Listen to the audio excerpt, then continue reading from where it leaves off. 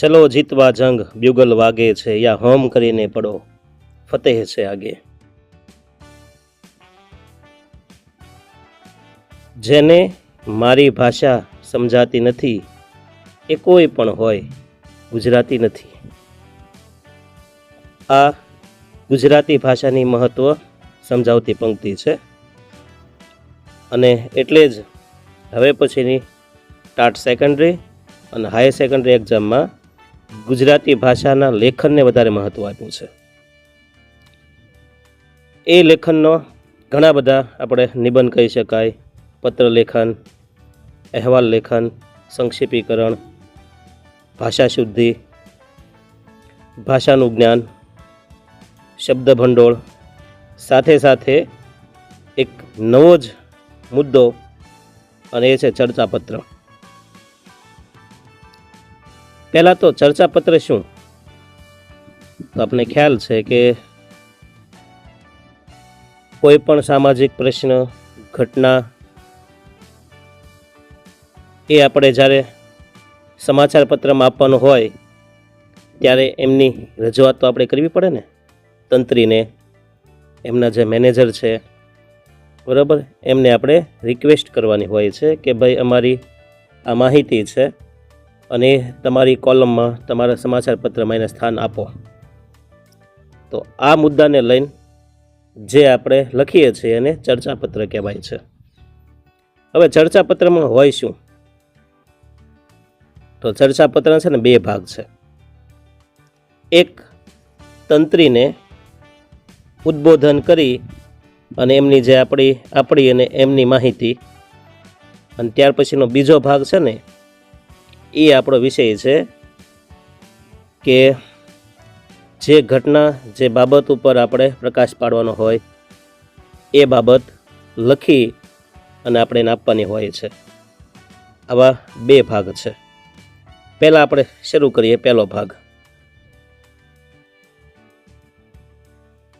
જો પહેલા ભાગમાં શું હોય છે, તો એક તો આપણે લખનાર એટલે કે આપણે પોતે, એમનું નામ, સરનામું અને તારીખ આવે છે, જે મોટા ભાગે આપણે ખબર જ છે જમણી સાઈડ હોય છે. ત્યાર પછી બીજો ભાગ છે, એમાં આવે છે આપણે જેને મોકલવાનું છે એ, બરાબર, જે તે સમાચાર પત્રના તંત્રી હોય ને એ, એનું આવશે ડાબી સાઈડ.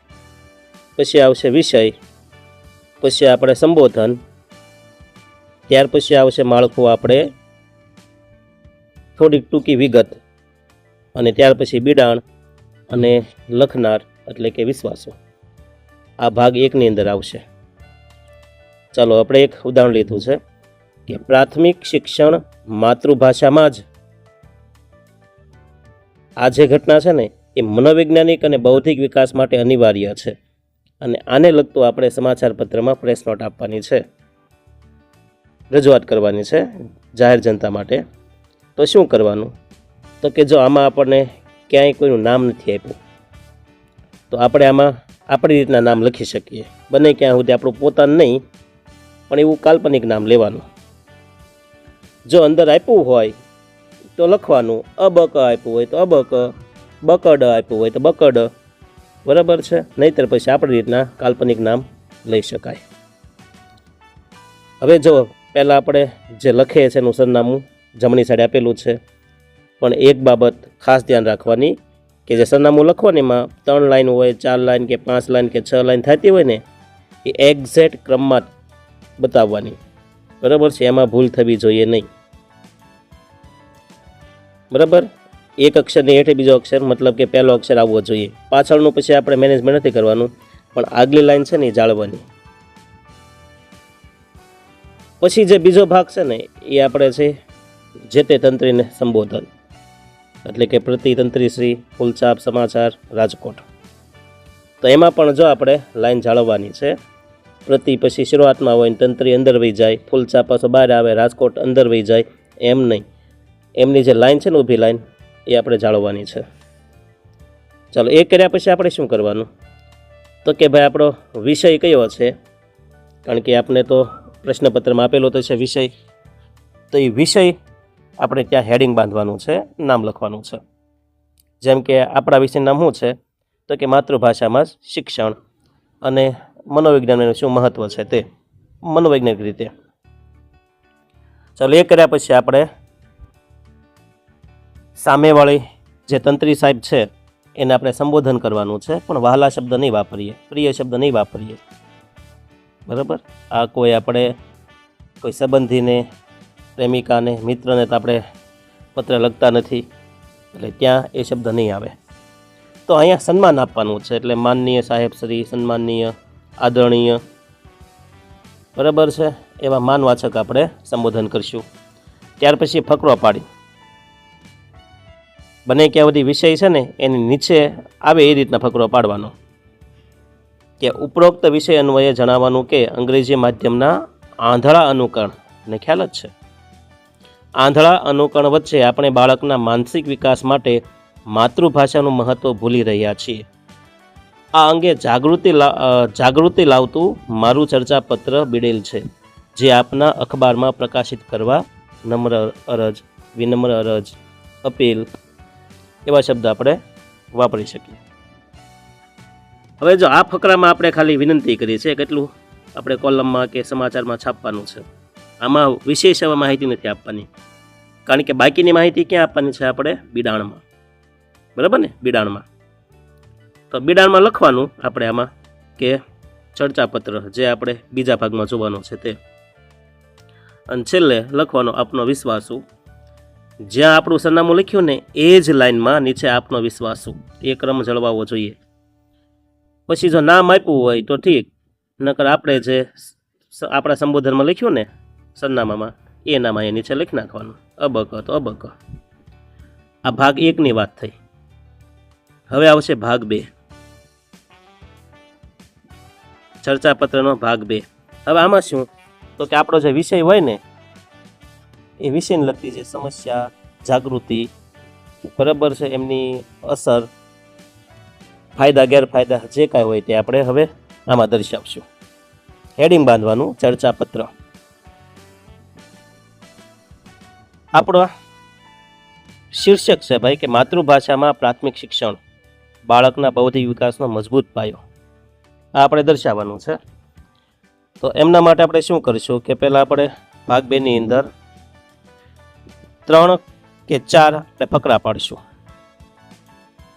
સાવ એક ફકરામાં ક્યારે આપણે પૂરું નહીં કરવાનું, શક્ય હોય ત્યાં સુધી આપણે 2 કે 3 ફકરા પાડી અને આપણો આ ચર્ચાપત્ર પૂર્ણ કરીશું.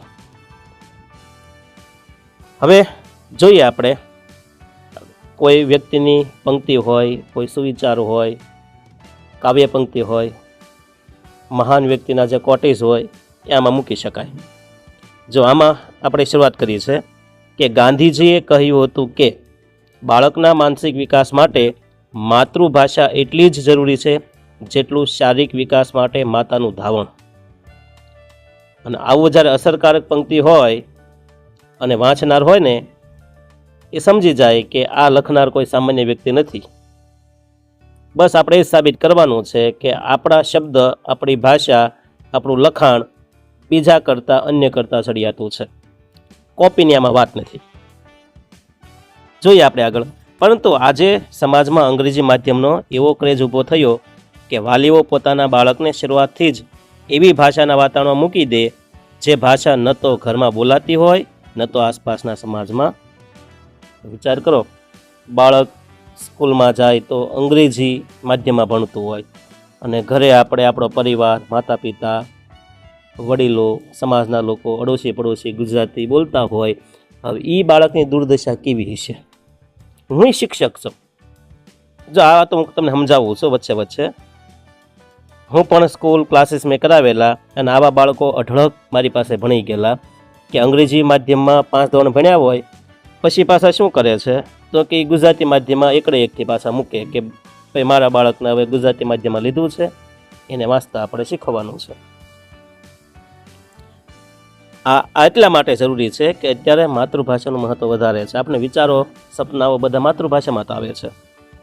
આગળ આપણે જોઈએ આમાં લખાણ મુજબ કે બાળ મનોવિજ્ઞાન સ્પષ્ટપણે દર્શાવે છે કે બાળક જે ભાષામાં વિચારે છે એ જ ભાષામાં સપના જુએ છે. તે જ ભાષામાં તે સૌથી વધુ ઝડપથી ઊંડાણપૂર્વક શીખી શકે છે. જ્યારે પ્રાથમિક શિક્ષણ માતૃભાષામાં હોય છે ત્યારે બાળક વિષયવસ્તુને ગોખવાને બદલે તેને સમજે છે. અંગ્રેજી માધ્યમમાં શું હોય? ગોખવાની વાત હોય, કારણ કે આવડતું તો હોય નહીં. સામે જે મેડમ હોય, સર હોય, એ ઇંગ્લિશ ફાડે જાય અને આપણું બાળક પછી ન સમજાય એટલે એની મસ્તીમાં છે એ હા ના કર્યા કરશે. તેના મનમાં ઊભા થતા પ્રશ્નો તે વિના સંકોચે શિક્ષકને પૂછી શકે. જો માતૃભાષા હોય ને તો એ પ્રશ્ન પૂછી પણ શકે, નિસંકોચ પ્રમાણે રજૂઆત કરે. પણ હવે અંગ્રેજી માધ્યમમાં એને અંગ્રેજી સમજાતું જ નથી તો કઈ રીતના એક્સપ્લેન કરી શકે પ્રશ્ન? સરને કે મેમને કઈ રીતના એ પ્રશ્ન પૂછી શકે?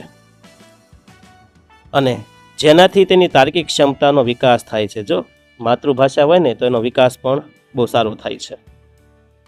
તેનાથી વિપરીત વિદેશી ભાષામાં ભણતા બાળકની મોટાભાગની ઉર્જા માત્ર ભાષાને સમજવામાં જ વપરાઈ જાય છે, વિષયને સમજવામાં નહીં. જાપાન, જર્મની, ફ્રાન્સ કે ઇઝરાયલ જેવા દેશોએ તેમની માતૃભાષામાં શિક્ષણ આપી અને દુનિયાભરમાં ડંકો વગાડ્યો છે. તો આપણે ભારતના લોકો છીએ, ખોટું આંધળું અનુકરણ કરાય નહીં. ભાષા એ માત્ર સંવાદનું માધ્યમ નથી, તે સંસ્કૃતિ અને સંસ્કારોનું વાહક છે. અંગ્રેજી એક એવી ભાષા તરીકે શીખવી આવશ્યક છે, પરંતુ શિક્ષણના માધ્યમ તરીકે પ્રાથમિક સ્તરે માતૃભાષા જ શ્રેષ્ઠ વિકલ્પ છે. અને આપણી નવી શિક્ષણ નીતિ પણ એ જ કહે છે કે શક્ય હોય ત્યાં સુધી માતૃભાષામાં શિક્ષણ આપો. 5 ધોરણ સુધી, વધીને 8 ધોરણ સુધી એમને માતૃભાષામાં ભણાવો. તો એ હિતને આપણે સાર્થક કરતાં માતૃભાષાનું મહત્ત્વ આપણે આંકવું જોઈએ અને જનજાગૃતિ ફેલાવવા માટે આપણે આ બેસ્ટ વિચારને અપનાવવો જોઈએ. ક્યારેય કોઈ પડોશીને કે અન્ય લોકોને જોઈને અને આવી ઇંગ્લિશ મીડિયમ વાળી સ્કૂલમાં આપણે બાળકને મૂકવું જોઈએ નહીં. આપણે આપણો સમાજ અને આપણી પરિસ્થિતિ જોઈને ચાલવું જોઈએ. તો આ થઈ ગઈ વાત આપણે ચર્ચાપત્રની. હોંસલો બુલંદ રાખવાનો, મેન્સ ક્લિયર થઈ જશે. આપણે અત્યારે આપણી પ્રિલિમ પરીક્ષા પાસ કરીએ છીએ અને પ્રિલિમ પરીક્ષામાં ખાલી પાસ જ કરવાની હોય, આપણે એના માર્ક સાથે કાંઈ લેના દેના નથી. પણ હવે પછી જે મેઇન્સ આવશે ને એમના માર્ક આપણા ખૂબ જ મહત્ત્વના છે અને એના આધારે આપણે નિમણૂક કે ભરતી થવાની છે. તો એક ટોપિકને આપણે ધ્યાન રાખશું. બરાબર. આવા નવા વિડીયો આ આરવી સ્ટડી સેન્ટરમાંથી તમને મળતા રહેશે, ફ્રીમાં છે. અને હા, જો આ વિડીયો ગમ્યો હોય તો લાઈક કરવાની, શેર કરવાનું અને તમારા સબસ્ક્રાઈબ કરવાનું અને તમારા મિત્રો સુધી એમની જાણ કરવાની. અમારા જેવા ઘણા બધા શિક્ષકોનો સારા પ્રયત્ન રહેશે. બરાબર. ચાલો હવે પછી નેક્સ્ટ વિડીયોમાં આપણે મળશું. ત્યાં સુધી આપણે અસ્તુ. જય હિન્દ, જય ભારત.